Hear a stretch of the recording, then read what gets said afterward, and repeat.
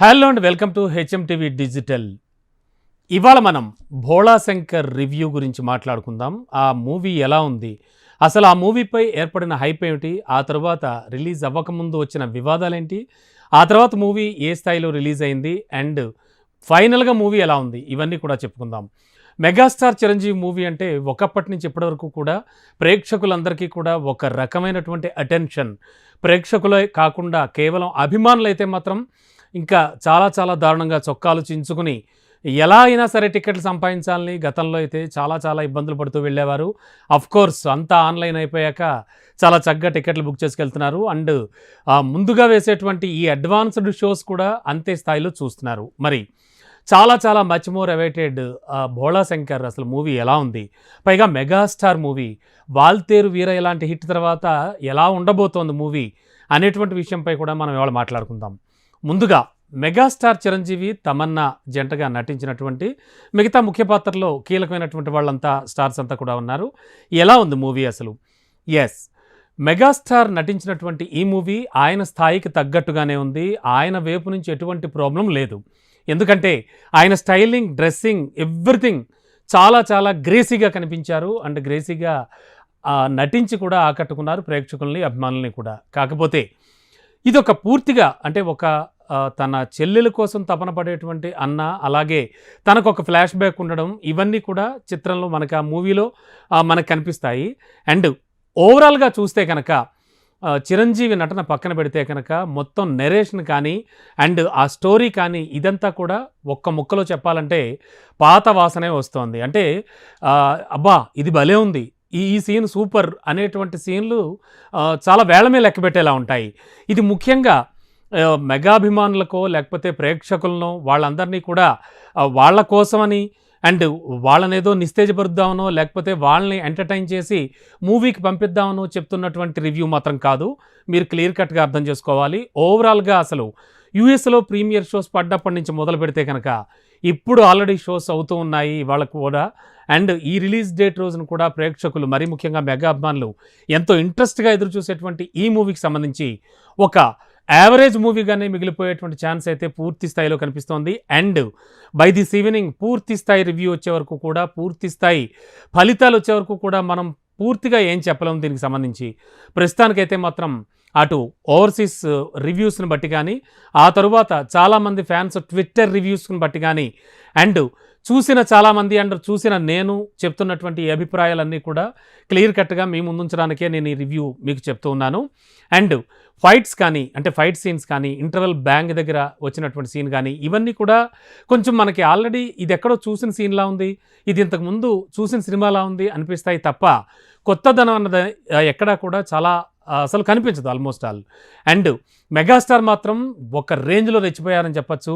ఈ వయసులో కూడా, అంటే ఈ వయసులో కూడా అని ఎందుకు చెప్పుకోవాల్సి వచ్చిందంటే నిన్ననే తలైవా రజనీకాంత్ మూవీ కూడా రిలీజ్ అయింది, జైలర్. అది కూడా సోసోగా నడుస్తూ ఉంది. అండ్ ఒక పెద్ద సీనియర్ స్టార్ హీరోస్ అందరూ కూడా ఖచ్చితంగా కొంతమందిని, అంటే కొన్ని మూవీస్లో కొంతమంది క్రేజీగా ఉన్నటువంటి కుర్ర స్టార్ హీరోలను అనుకరించడం, అంటే తలైవా రజనీకాంత్ చూస్తే కనుక అటు దళపతి విజయ్ని కానీ అలాగే అజిత్ని కానీ అక్కడక్కడ అనుకరిస్తూ చెప్పే డైలాగులు, వాళ్ళ మ్యానరిజమ్స్ అవి, ఎందుకంటే ఆ ప్రేక్షక వర్గాన్ని కూడా కొంచెం అటెన్షన్ గ్రాప్ చేయొచ్చు అనేటువంటి ఉద్దేశంతో ఇటు డైరెక్టర్స్ కూడా వాళ్ళ పాత్రలు అలాగే డిజైన్ చేస్తున్నారు. అండ్ చాలామంది సీనియర్ హీరోస్ కుర్ర హీరోలను అనుకరిస్తూ కూడా చాలా చాలా మూవీస్లో బిట్స్ కూడా పెడుతూ ఉన్నారు. యాజ్ ఇట్ ఈజ్ ఇందులో కూడా మెగాస్టార్ చిరంజీవి ఆయన సోదరుడైనటువంటి పవర్ స్టార్ పవన్ కళ్యాణ్ అనుకరిస్తూ చేసిన సీన్స్ అయితే మాత్రం ప్రేక్షకులచే ఈలలు వేస్తున్నాయి, తప్పట్లు కొట్టిస్తున్నాయి, ఒకంత అడుగు ముందుకేసి చైర్లు కూడా విరగ్గొట్టేలా చేస్తున్నాయి. ఎందుకంటే చాలా చోట్ల నుంచి వస్తున్న రిపోర్ట్లను బట్టి చూస్తే కనుక పవన్ కళ్యాణ్ అనుకరిస్తూ చిరంజీవి చేసినటువంటి ఎపిసోడ్స్ అన్నీ పేలాయని చెప్పచ్చు. చాలా చాలా బాగా వచ్చాయి. అండ్ ముఖ్యంగా అంటే దానికి సంబంధించి ఆ ఖుషీ సినిమాలో ఉన్నటువంటి ఆ నడుము సన్నివేశం ఇప్పటికీ కూడా ప్రేక్షకులందరినీ విపరీతంగా నవ్విస్తూ ఉంటుంది అండ్ బాగా ఆకట్టుకుంది. ఆ సన్నివేశం కానీ ఇవన్నీ కూడా చాలా బాగా కుదిరాయి, చాలా బాగా వచ్చాయి. కానీ సేమ్ అంటే మనం ఎప్పుడూ చూసే రెగ్యులర్ స్టోరీ కామన్ ప్యాటర్న్లో, అవును ఇప్పుడు ఈ సీన్ జరిగింది కదా, దానికి వెంటనే జరగాలి, ఇది జరగకపోతే ఎలా అని సగటు ప్రేక్షకుడు అనుకునేలాగే మూవీ అంతా కూడా కొనసాగుతుంది. నేను చెప్పినట్టుగా మెగాస్టార్ స్టామినాకి సంబంధించి కానీ, అంటే ఆయన నటనలో కానీ, అండ్ ఆయన స్టెప్స్లో కానీ ఫైట్స్లో కానీ చాలా చాలా బాగుంది, చాలా చాలా బాగా చూపించారు. ఆయన వైపు నుంచి ఎటువంటి ప్రాబ్లం లేదు. ఇంకా డైరెక్టర్గా మెహర్ రమేష్ అయితే మాత్రం ఖచ్చితంగా ఒక్కసారి తన గురించి తను ఆలోచించుకోవాలి. అండ్ వేదాళం మూవీకి రీమేక్గా వచ్చినటువంటి ఈ మూవీకి సంబంధించి ఆల్రెడీ వేదాళం అందరూ తమిళ్లో చూశారు అండ్ తెలుగులో మోరోవర్ డబ్బింగ్ కూడా అయిపోయింది. తెలుగు ప్రేక్షకులందరికీ కూడా కథ అంతా తెలుసు. కొద్దిపాటి మార్పులతో తెలుగు ప్రేక్షకులకు అనుగుణంగా ఈ కథను తీర్చిదిద్దినా కూడా మెహర్ రమేష్ పూర్తి స్థాయిలో సక్సెస్ కాలేదనే ఓపెన్గా చెప్పచ్చు. అండ్ చాలా చాలా సన్నివేశాలు మాత్రం చాలా పేలవంగా ఏమిట్రా బాబు ఇది అన్నట్టుగా కూడా కొనసాగుతాయి. టోటల్గా చూస్తే కనుక ఈ మూవీ ఒకంత అంటే ఒక 2-3 రోజులు దాటాక ఏమైనా అబవ్ యావరేజ్ మూవీగా నిలుస్తుందేమో ఒక్కసారి చూడాలి. అండ్ ప్రజెంట్ ఉన్నటువంటి సిచ్యువేషన్లో అయితే మాత్రం అంటే మూవీ ముందు రిలీజ్ అయినటువంటి టీజర్ కానీ ట్రైలర్స్ కానీ ఇవన్నీ బట్టి చూస్తే అండ్ మోరోవర్ వాల్తేరు వీరయ్య అంత పెద్ద సూపర్ డూపర్ హిట్ అయినటువంటి మూవీ తర్వాత ఈ మూవీలో చాలా చాలా సీన్స్ సన్నివేశాలు ఇవన్నీ కూడా మారుస్తూ తీస్తున్నారు చిత్రాన్ని అని కూడా మనకు చాలా వార్తలు వచ్చాయి. అవన్నీ కూడా ప్రేక్షకులు అభిమానులు అంతా గ్రహించారు. మరి ఈ నేపథ్యంలో ఇంత హైప్తో రిలీజ్ అయినటువంటి పెద్ద సీనియర్ స్టార్ హీరో సినిమా మాత్రం ఒకంత ప్రేక్షకుల్ని నిరాశకే గురి చేస్తుందేమో అనే సందేహం ఖచ్చితంగా వస్తుంది. ఎందుకంటే కొన్ని ల్యాగింగ్ సీన్స్ కానీ అండ్ ఫస్ట్ హాఫ్ వరకు పెద్దగా మెరుపులేం కనిపించకపోవడం కానీ ఇలాంటివన్నీ కూడా మూవీకి చాలా వరకు మైనస్ పాయింట్స్ అని చెప్పచ్చు. బట్ చిరంజీవి నటించినటువంటి నటన కానీ ఆయన గ్రేస్ మాత్రం సూపర్, నేను ఇంతకుముందు చెప్పినట్టు. అండ్ నిజంగా మొదటి నుంచి మెహర్ రమేష్ నేను పెద్ద అభిమానిని చిరంజీవి గారికి. అండ్ ఒక అభిమాని తన హీరోతో సినిమా తీస్తే ఎలా ఉంటుందో ఆ స్థాయిలోనే మూవీ మాత్రం ఖచ్చితంగా ఉంది.